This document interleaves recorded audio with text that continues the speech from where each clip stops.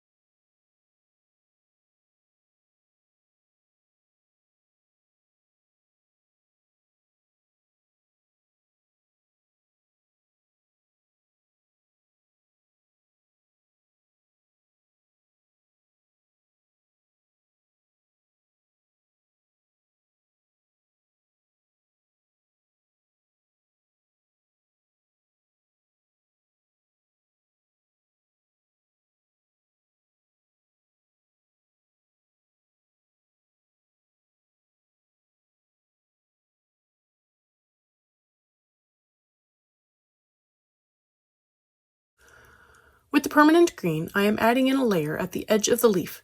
This edge would be curling away from the light and casting a bit of a shadow to the edge, so it will appear darker. I am putting the light source to the upper right this time based on a few of the shadow lines. I am starting the picture on the far left and will be working my way to the right as a way to prevent smearing green everywhere.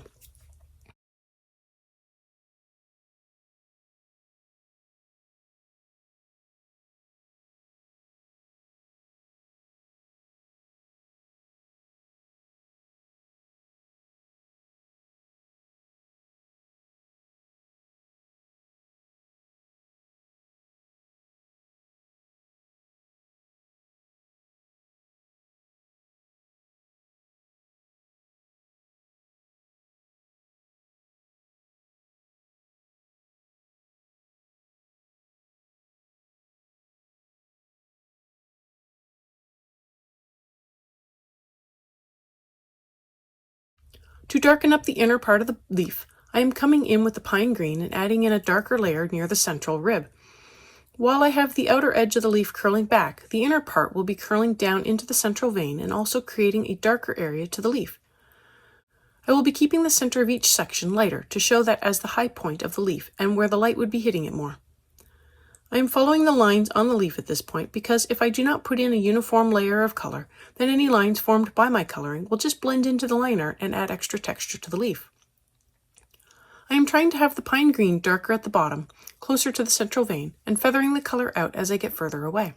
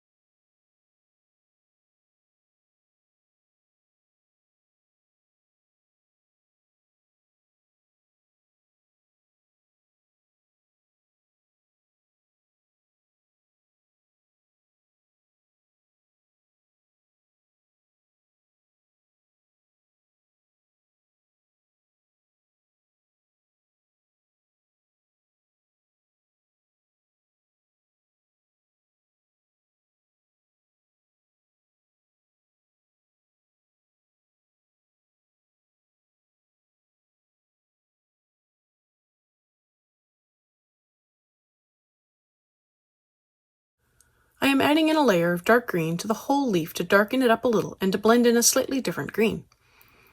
I am again trying to keep my pencil lines following the lines of the artwork to help it blend in better.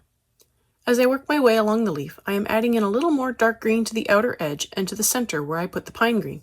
This will accentuate the lighter center by darkening up the edges more. It is the contrast between the dark sections and the light sections that make things stand out more.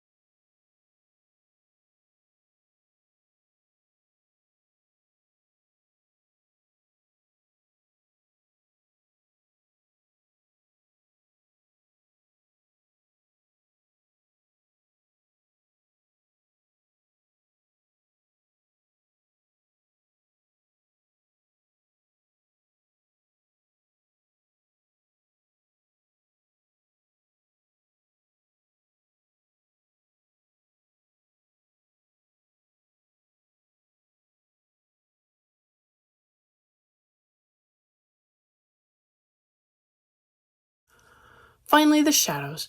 I have been using the colors to add in some shading, but with the sepia I will come through and darken up all those areas and help them stand out even more.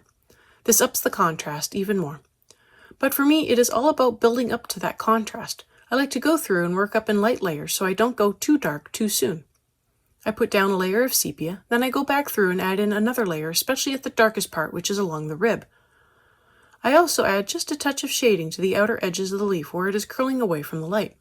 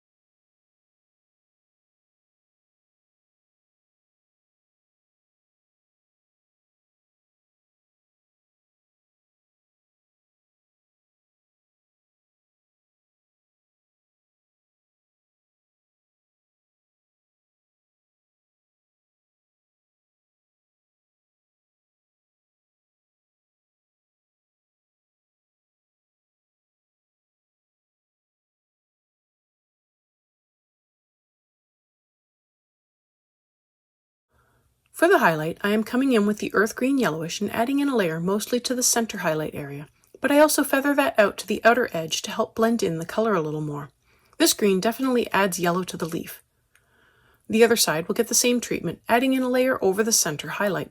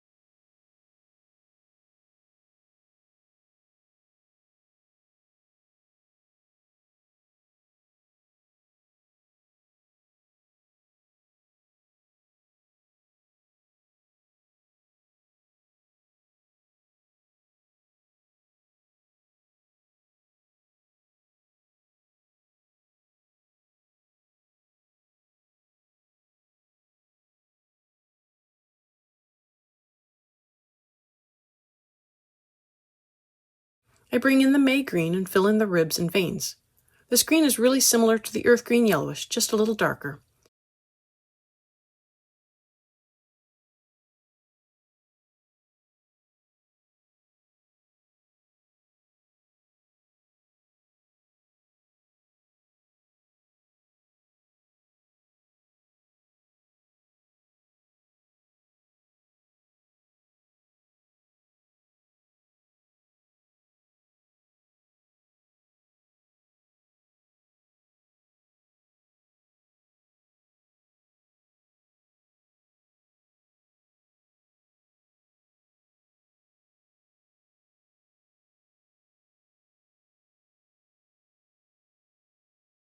And to add in a little dimension to the vein and stem, I come in with the sepia to add in a bit of shadow.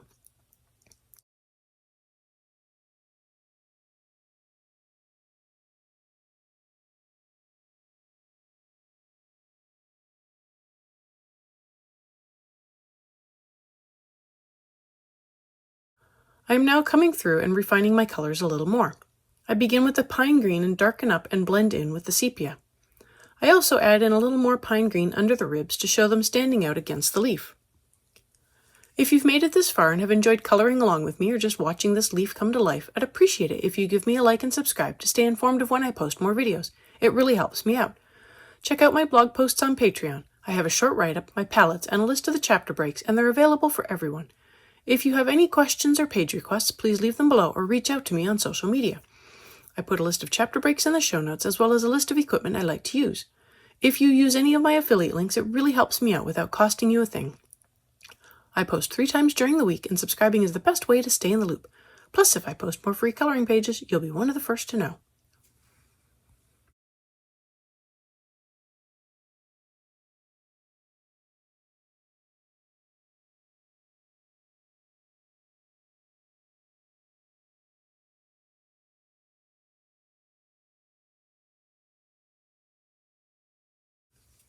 I bring back the chrome green oxide and add more to the side and inner part of the leaf, feathering the color slightly into the center highlight to blend it all together. I also take that down the stem to make the stem look like it has weight and isn't flat.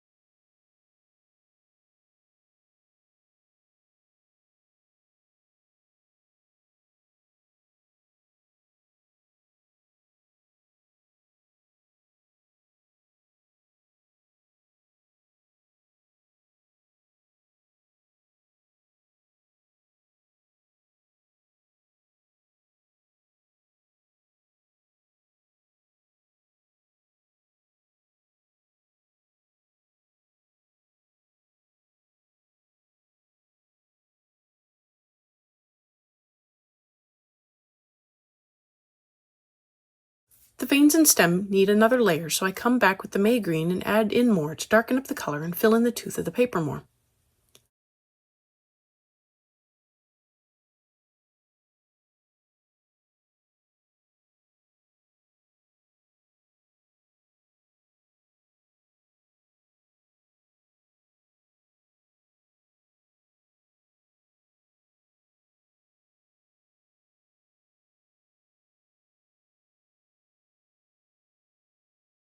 Back to the dark green to really refine the shadows and contrast. I use the dark green down the center and outer edges to darken them up more. This Dick Blick pencil has become one of my go-to greens. It is a nice green and lays down very similarly to the Polychromos. I go through and add in more shading, touch up the layers to make them smoother, and feather out the color a little more.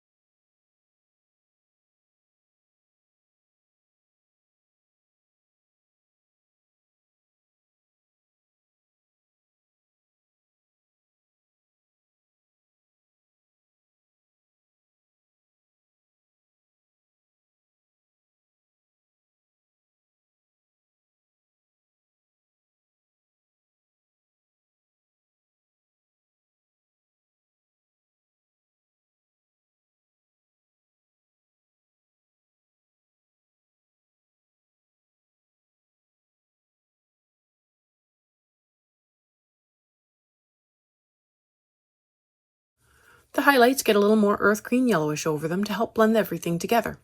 I also go over the ribs and veins to help them look more like a part of the leaf and not something sitting on top of the leaf.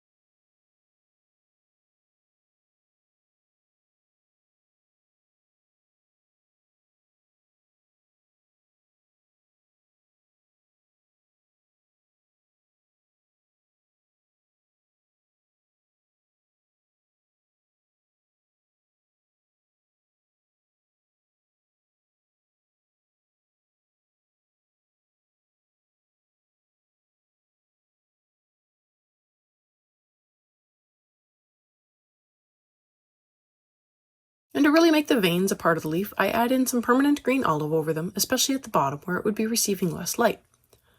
Thanks for joining me on this lemur frog today. Let me know below or on social media if you colored along. I'd love to know how you did.